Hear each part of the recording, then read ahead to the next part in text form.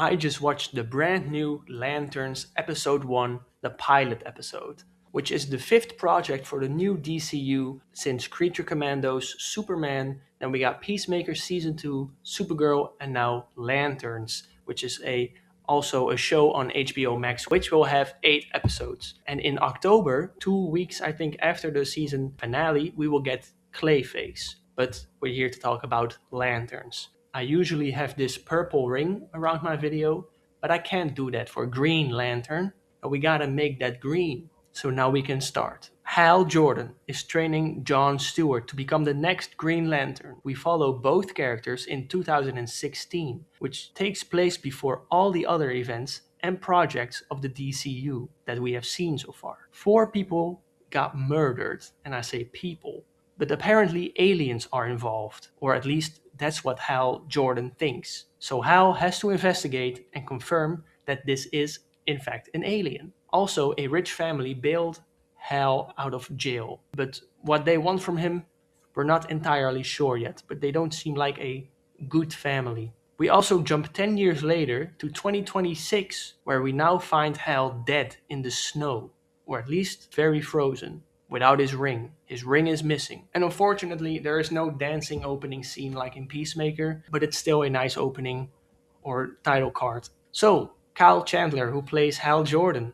I like it. I really see the resemblance. Kyle Chandler is 60 years old. Hal Jordan first appeared in 1959 in DC Comics, of course. He is the, I want to say, second Hal Jordan in a live action show after, of course, Ryan Reynolds, but we better forget about that movie. But if you want to know about the origin of Hal Jordan, they do mention it briefly in this first episode, which is called the pilot episode, which Hal Jordan is a pilot. So this to be a pilot episode, it's a double meaning, I think. Now, you might know Kyle Chandler from other projects like The Wolf of Wall Street, or maybe from any Godzilla movie that you have seen.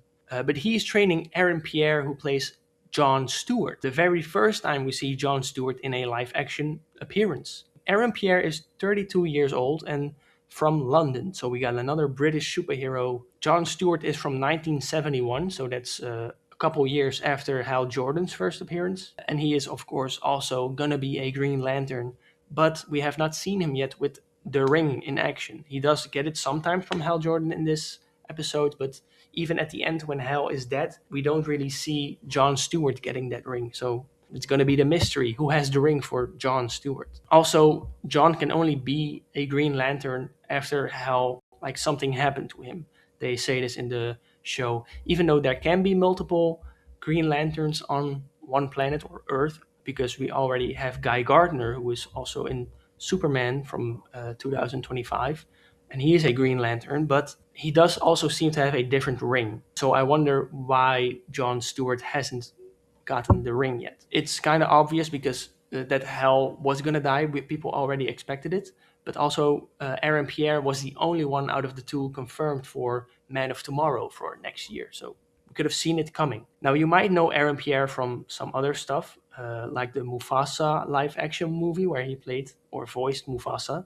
He was also in GOAT, the movie from this year, the basketball movie, but he's also going to be in Starfighter with Ryan Gosling. I think that's next year, a Star Wars movie. Now, we learn in the opening that John was inspired, to say the least, by Hal Jordan's Green Lantern, and that he had a very strict family. His dad was in the military, and he wasn't allowed to watch TV at night or as late as it was. So, but he also wanted to grow up like a lantern, so without fear. So when the dad found out, he took John outside, placed an apple on his head, and then shot it from a distance. And John wasn't allowed to be afraid, like the Green Lanterns.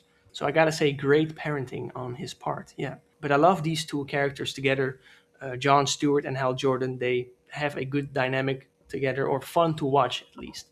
So I really love this, and we're finally getting some good Green Lantern movie or TV show since, Ryan Reynolds.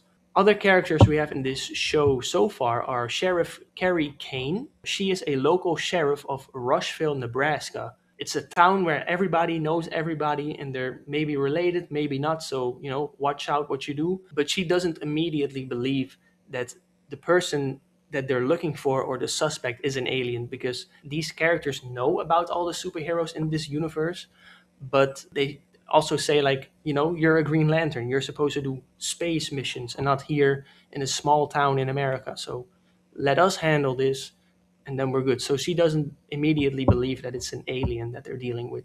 Then we have Billy Macon, a lawyer who helps Hal Jordan get out after Hal got into a bar fight, which was a funny scene to me because we found out why he played the song 3 times. It was all his plan to start a bar fight so he can get into prison and have a conversation with this so called alien by Hal because he wasn't allowed to talk to him by the sheriff. So that was a funny scene. Billy Macon is his lawyer and he gets Hal out of prison.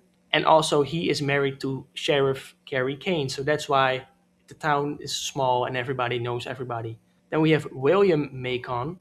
He's the father of Billy Macon. And he must be a rich man because he bailed Hal Jordan out for $200,000.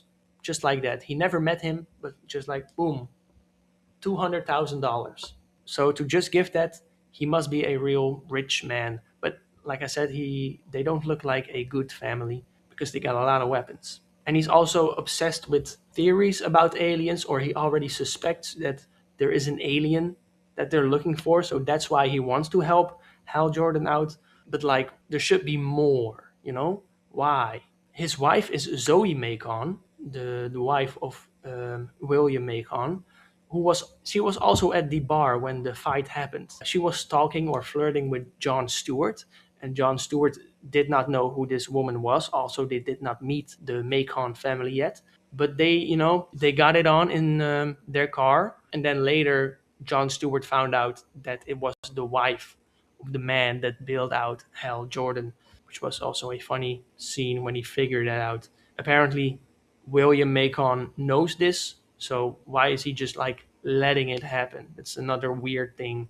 So the family tree is we got Zoe and William Macon, and they are together. And then they have a son named Billy Macon, named after his father.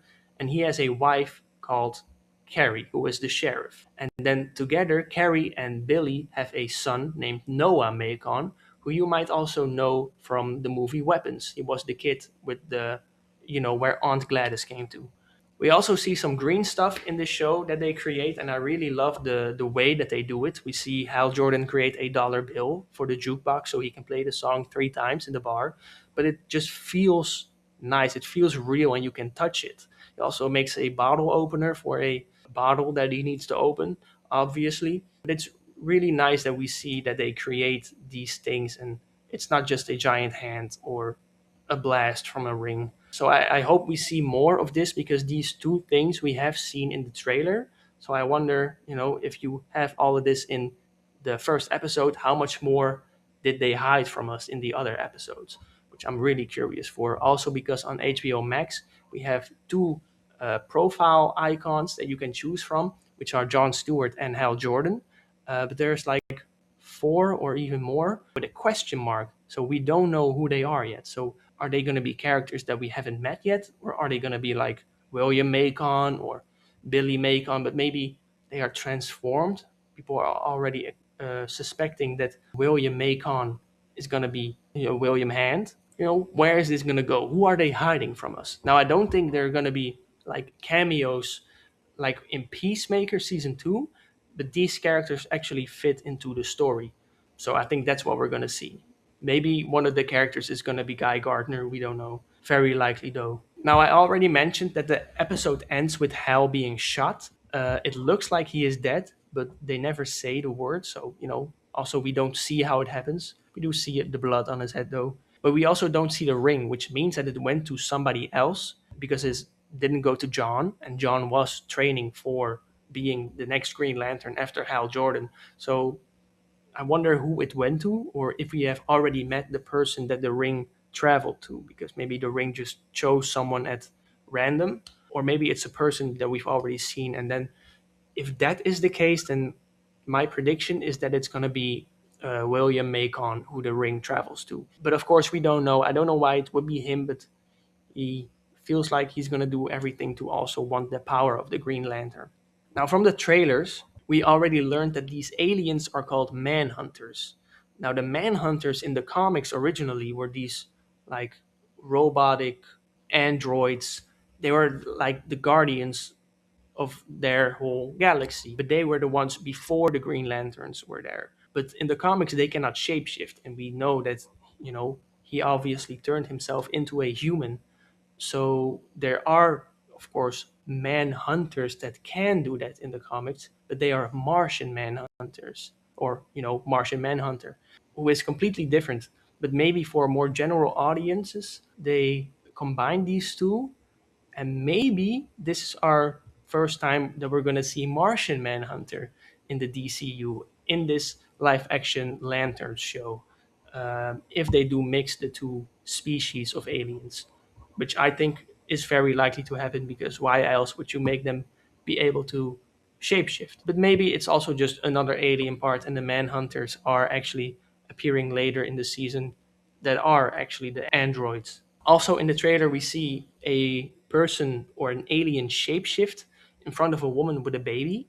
We already suspect that this is a guardian, the blue bosses for the lanterns, and they maybe are telling the John Stewart's parents from, hey, make him grow up but fearless so he can be a perfect Green Lantern for this world.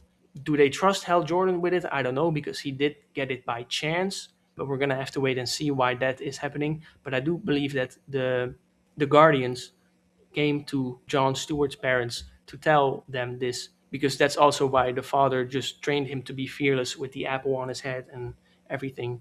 I also wonder if we're going to see other lantern colors in this show. We do, of course, see Sinestro in the trailer, so we know he's coming, but also, are we going to see red lanterns? Are we going to see the orange lanterns?